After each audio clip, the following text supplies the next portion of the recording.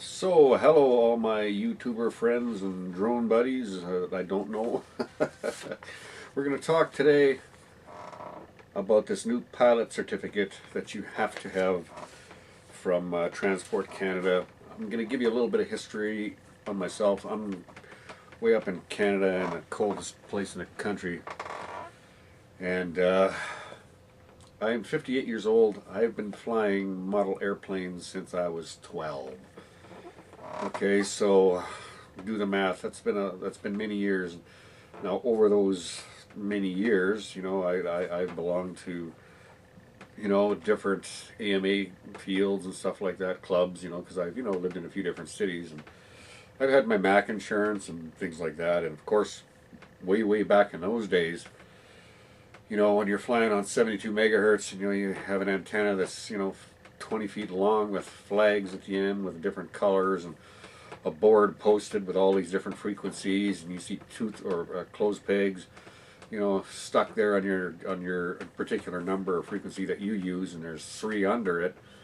And you get out after work, and you get there, and that guy flies, for 20 minutes or 25 minutes, and then the next guy goes, and he's got a problem with his motor, or he's got a dead stick, or whatever the case. And so you sit up there all night, and you don't even get a flight. When the 2.4 gigahertz, when that new technology came in, that changed a lot of things. I, over the last 10 years, have been flying a lot of gas planes, big balsa planes, but in farmers' fields, because I was a good enough flyer where, I never had to worry about crashing into a farmer or, a tractor or cattle or whatever the case was. I was, fairly good at landings and stuff like that. I could, land them at my feet, and then I don't know, 5 or 6 years ago, helicopters started coming out, and it was cool. They were flybarred helicopters, and some of them were really chintzy, like the early ones. It was bad, and that kept on evolving, and until finally you got flybarless helicopters, and then you're starting to invest some serious money into the sport if you wanted to fly helicopters anyway. And then I was doing a lot of foamy airplanes and designing foam airplanes and flying them. And I have a park right across the street from me, so um, if I had to say now, have I broken any laws as far as flying model airplanes are concerned? I've broken every law that there could possibly be or ever will be 100 billion times, okay? Because back in the day, airplanes, we couldn't fly gas airplanes in the city, and that was my knowledge of that, and so I abided by that. And then when the foamy airplanes, and the electric engines and all that kind of stuff came into play, it was convenient just to take your foam airplane and go across the street and fly your plane. And I used to I learned a lot of 3D stuff. I was a hardcore 3D pilot.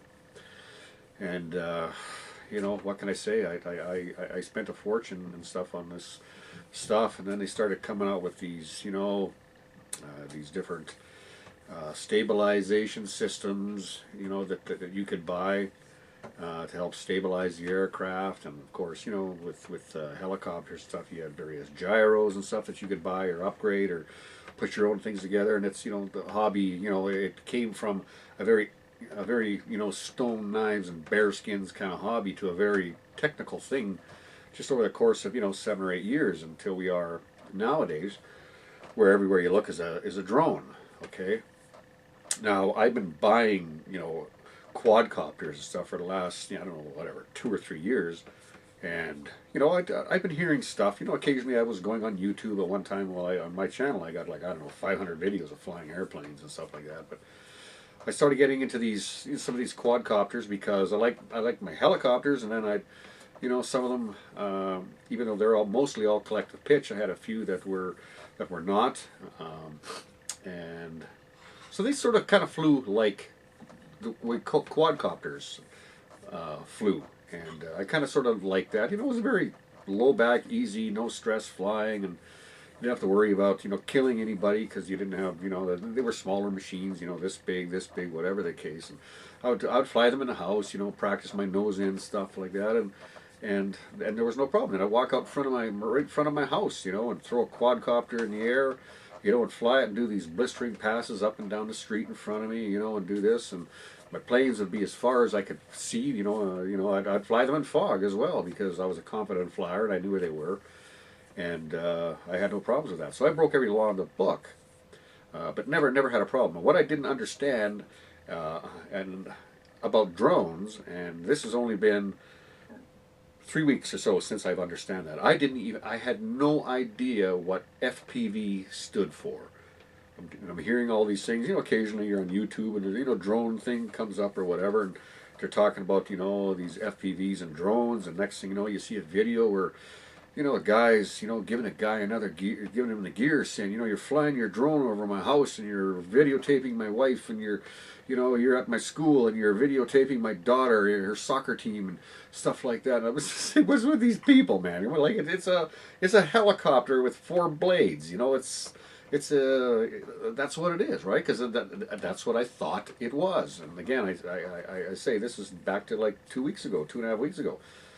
So I wanted to buy a good drone, like, you know, one that's, you know, that was a good drone that flew fast, and I thought that even though my other, you know, quadcopters and or drones had cameras on them, and you would take video with them, but it was just like all over the place. And you know, they'd advertise, you know, it's, you know, 1080p, whatever the case, but I don't know, it's just like the pictures were such poor quality.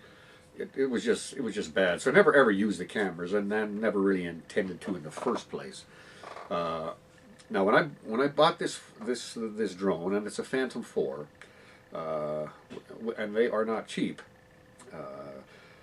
along with a couple of additional batteries, I said, because I want a really good drone that I can take out in front of my street, that if it does have a good camera, sure, I'll take a couple little videos and, you know, some flybys and things like that.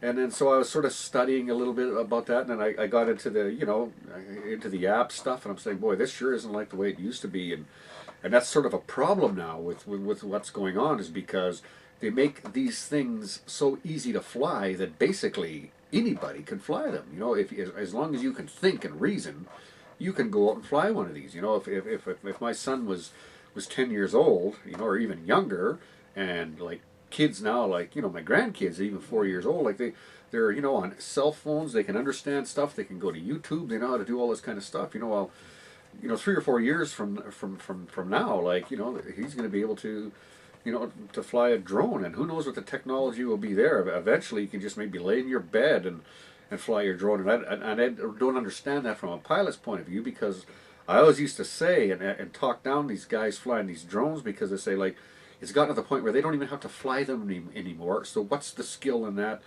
And pressing a button and watching the thing going up and hovering and stuff, and where's the skill in that? And then, but I found out in the last few weeks that there's a whole other part to flying drones. Then I can understand why they're so hyped about it. And with all these drone laws that I had no idea existed, I had no idea.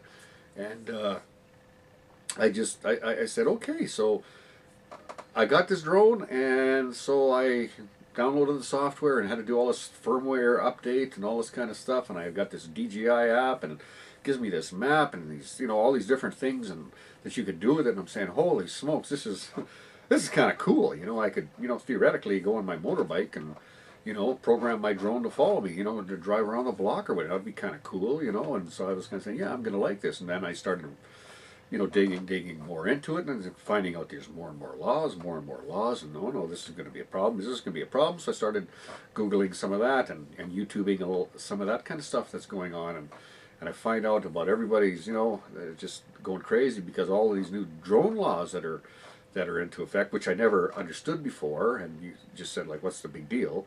And now I understand. So anyway, having said that, so from just taking my drone outside and flying it around, I had one flight with it since I bought it, and I took it up around 200 feet, and I flew it in my, you know, my neighborhood, you know, not too far away, you know, down the end of the street and over some apartments and things like that, you know, and I had it up about 200 feet, and, you know, I couldn't believe on the beauty of the picture, you know what I mean, and the gimbals, the way everything works, so, you know what I mean, it was just like you're on a floating machine, everything's just so in focus, so perfect. And I said, yeah, I'm going to really enjoy this. I'm going to, just take it to all these cool places and record all this cool footage and stuff. And now there's these regulations. Okay, so you're in a no-fly zone, and there's different kind of no-fly zones. And then there's things you can do where you have to contact the airport tower, you know what I mean, and let them know or prearrange a flight and all this garbage. And I'm saying, well, that makes me not want to do the sport. And then all of a sudden I'm hearing about this test that we have to take here in Canada. And because most of the stuff I was watching was from the States, and it's all FCC rules and all this kind of stuff. And so I said, my wife said, like, just take that drone back and forget it. And I said, well, no, I want to experiment with it. So anyway, I was watching a video on a fellow. He's a Chinese fellow, very, very, very cool, very, very funny guy. Would seem like an awesome guy to hang around if he were, going to go out flying. But he's been flying for a couple of years, and I don't know if you've recognized the video, but he's walking, through different, trails and paths and stuff, and he's got this holding his camera, and he's talking about his drone experience. He's been a pilot for 2 years and things like that, and then he's talking about this test that he has to take. And so I watched that video, and then he recorded himself taking the video to find out that you have to get 65% on this test in order to be able to get your permission to fly and get your license, your pilot certificate. So he did the test, and he recorded his facial expressions while the questions were coming up, and every question was I need to know this, I need to know that. This has nothing to do with drones. Why would they ask this? Why would they ask that? And I'm sitting to myself, I was saying, well, how bad can it be? Like we're talking about a remote control item that you're flying. It's an unmanned aircraft, and we're going to fly it around, and we're going to make sure we're going to fly safe with it. We're going to fly it over people, or into things, or we're not going to fly to over parks where kids are playing, or whatever the case is. And I always flew so I could at least see the thing, excluding my model airplanes in the fog, because I used to love flying them into the fog and just like losing sight of them. But anyway, he didn't pass that test. I think he scored 62 or something like that on it. And I was kind of saying, like, how bad can this test be? Like, and he was complaining that there was no real material to study from. So I said to myself, just for the hell of it, I'm going to take this test, because how hard can it be? You know what I mean? I've been flying for 45 years or whatever the case is. I've been there, done that. Okay, it can't be that hard. So I went in, and then I paid my $10, and I started doing the test, and I didn't have a problem with some of the questions, because, well, actually, very many of the questions had to do with airplane-ish stuff. Okay, I can't say what the questions were, but they had to do with various things with airfoils and all sorts of weird kind of stuff that you have to know. And I'm familiar with that to the degree, because I've been playing or fooling around with aircrafts, for so many years, so I understand some of that, and the different values of stalling and different things. But there's weird stuff on there, man. But what's really weird is that test is geared towards, basically, I don't know, if I had to guess and say what's the percentage of that has to do with drones, I don't know, maybe 10, 15%, 20% of that exam has something to do with drones and some minor safety issues, but nowhere near what, like that test should be about flying drones, and understanding safety, what to do in different, in the event of this, in the event of that. If you lose sight of your drone, or if your battery goes dead while you're flying, how do I find my lost drone? Things like that. If there's an emergency situation, what happens if I, hit an animal, or if I, whatever. It should be all about drones and the do's and don'ts, and what can I do to be a better pilot? What do I need to know to be a better pilot? And I was so surprised that this test had such little about that. I was floored. And the first I wrote the test that night, and I failed the exam too. I came up with a 60%, and most of my answers that I've answered correctly were probably about the planes, plane stuff, kind of like that. If you're an aviation pilot, those types of questions. or a commercial pilot or whatever they're towards, but they're not geared against so much as per drone, right? It's not like a quiz about drones. I stress that. And another thing that I mentioned, or I realized that when I took the test the second time, the next day I had to wait 24 hours, is that you have to answer the test based on what the law is now. Because I went deep after I failed that test. I went deep into, okay, da da da da da, rules and regulations. And I, from reading the tests and going through the tests once, I jotted down some notes. I had an idea what I had to look for on some of the stuff I just had no idea about. Various things, whatever. I think if I said something about clouds, I'm not going to say anything else about that. But I don't know anything about that. But if there's something in the test about that, whatever it might be, if I want to get that answer right, I have to learn about that, right? So it's misleading in a way where if I want to learn how to drive a car, I have to take a written exam, right? And then I have to physically go out and drive a car with a guy in me who's going to score me, right? But they're going to give me a book, with all the different signs that I have to know, all the different things, stop, start, no right turns on red, and how to identify this, safety things I have to know about a car and driving a car. And then I go out and I have my test, and it's about those things. This is not about that. And for whoever put this together, I know with in the States, I think it's probably just as bad or maybe even worse. And with Transport Canada, it's just like, okay, it's like they took some guy in a suit that's way up in the executive office, having coffee, and said, okay, here's a hat with 1,000 questions. Let's draw some out here and put them in this test and force all these drone pilots to either take the test and pass the test or get out of the sport. And that's one less guy we have to worry about. And when I say worry about that, I'm saying is that you pay this money, and I think from a personal opinion, I think you pay this money so you're set up to fail. Okay, as far as I'm concerned, this is my point of view. You're set up to fail, and what I use for that is that there's no information that says these are the sites I have to go to pass the test. I have to learn the information on these guidelines. Here's a set of guidelines I have to follow. Learn what's in this information, and that pertains to the test. That's not the case. They do not give you that there. So unless you know something about those particular areas outside of drones, I bet it's pretty darn hard. You're going to get probably 75 to 80% of the people fail the test for the first time. Now, if they're persistent, they're going to try it a second time, and they're going to try it a third time. They're going to try it a fourth time.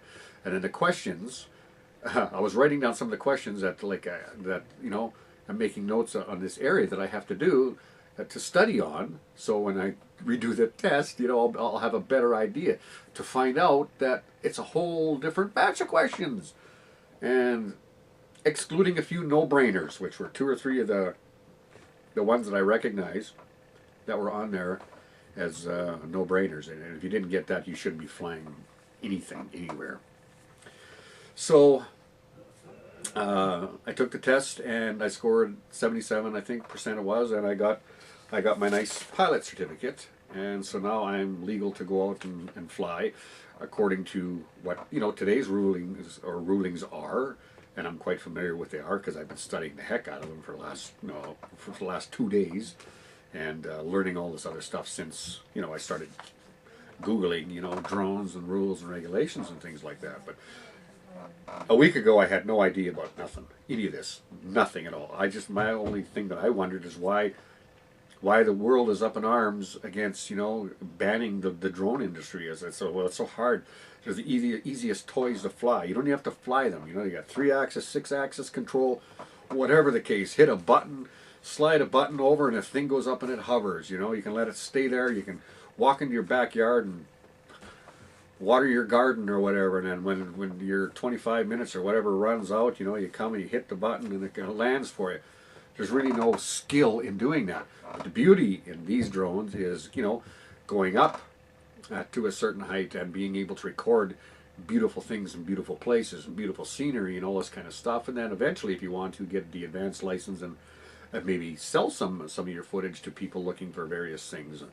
I can understand that, but in order to produce enough people to govern this, there has to be a fee to do this.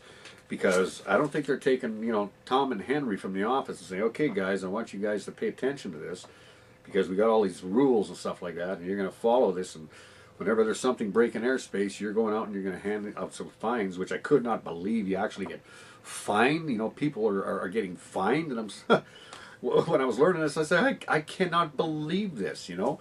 But then from a safety standpoint, you know, when I dug into it a little deeper, sure, I can understand why you can't, you know, fly in national parks, and I appreciate that, and I would not do that, you know, and I probably would never do that, not with the equipment that I had anyway. But I can go out into my park now. Oh, incidentally, the first flight that I took, I was at my house here. I'm at the end of a no-flight zone in an airport zone. Okay, I'm just at the tip, so far, like just behind me. You know, basically, the street, you know, that's behind me is not even really a street. It's a driveway for a whole bunch of apartments that are behind me. That's sort of kind of like where it ends, kind of thing. So it's just like that's how far, you know. But you know, I am in the red, right? So technically, you know, I can fly there, and the app came up with this, and of course, this was before I was starting to get into the rules and regulations, and it said to me, you know, no fly zone or restricted fly zone, and you know what I mean. Please fly with caution. I'm going to say, well, of course I'm going to fly with caution. I always fly with caution, and I went up and did my flight, and that was it. And then I found out guys are getting fines and stuff. So I'm saying, am I going to get a fine in the mail or something? Somebody like come knock on my door and throw me in jail or something because I took my little drone outside and, you know, took some video footage. And so these kind of things are what drove me nuts. But to do the test, like I say, it costs money, and they need to be able to have money to fund people to be able to put these rules and guidelines into effect and to keep everything running, so that they say, okay, drone pilots, we've set out the rules, we mean business, okay? And us as drone pilots to understand that they mean business, and we're going to abide by their rules, however stupid they are. And most of those rules you could just most of the questions in that test you could just throw away and put in some real questions that would help a youngster or an old guy like me to understand better what the guidelines are, you know, to be able to fly my drone, and safety features and things to do in situations to make the hobby more safe, rather than just set me up to fail and give me a bunch of questions that really they don't have anything to do with flying drones whatsoever. So, but because I am an airplane pilot, I was able to get that first mark of 60%, because probably the ones that I got right were everything that had to do with the airplane stuff that I understood, right? And there was some stuff I didn't, and I had to research that stuff, and of course, you know, the test came again, and then those questions weren't on it. So, but again, I've got a lot of background knowledge with a lot of that stuff, and so I was lucky in that regard. And then plus the other stuff that I learned while going through all the stuff that I thought I had to learn, I came across different things that I happened to retain, and I was able to pass the exam. But for normal, you know, Tommy that's, you know, 16 years old, 18 years old, goes and buys a drone, you know, wants to go out and fly in a park or across the street or in his backyard or whatever the case, when it comes time for him to write his test, and if Transport Canada is going to be that hard and enforce this stuff, there's no way he's going to pass that test. There's no, in my opinion, there's no way he's going to pass that test, nor does he even want to take the test. So he's going to probably get out of the hobby, and that's sad that they do that. So I don't know if it's a deterrent to keep people away from flying drones, or if it's more of a monetary thing to say, okay, we know you're a drone pilot, okay, we know, you know, that you got so many videos on YouTube, and you got, you know, 100,000 views and stuff like that. We know that you want to do this sport, so if it takes you 10 times to do that test, well, then that's going to cost you $100, and some guys will do that. You know, some guys will give up after 2 or 3 times. Maybe, you know, some guys pass their very first time because, you know, they're you know, they're smart about the sport. B, you know, they happen to be well educated in a lot of different areas and understand different things, right, that are in the test. Again, I can't say what's in there because I don't want to break any of the rules, but just be known to research as much as you can everything to do with aviation and, you know, atmospheric conditions and clouds and different things like that. It just, what more can I say? Aside from that, I hope I sort of made sense in this to kind of get my thoughts across. And I've seen some pretty funny videos on YouTube in regards to this stuff. And I feel for those guys and I feel with those guys. And I don't laugh at those guys, I laugh with those guys because it is absolutely ridiculous and just so stupid that it's, you know, it makes me angry that, you know, with all the experience that I have in flying, that theoretically and legally without this piece of paper as of June, whatever it is, 2019, I can't fly my drone legally. You know, I can't take this out in front of my house and fly it like I've been doing for the last 10 years with my planes and helicopters and stuff like that. And like flying, like, you know, whatever. Just, I don't get it. So, you all have a great day. Study hard. Good luck with this. And stick with the sport. And we're going to get our way eventually. Eventually. It's just going to take time. And hopefully those boys downtown make some sense out of what it is that they're trying to enforce here as well. So, with all that in mind, my name is Jamie. You guys take care. Talk to you again soon.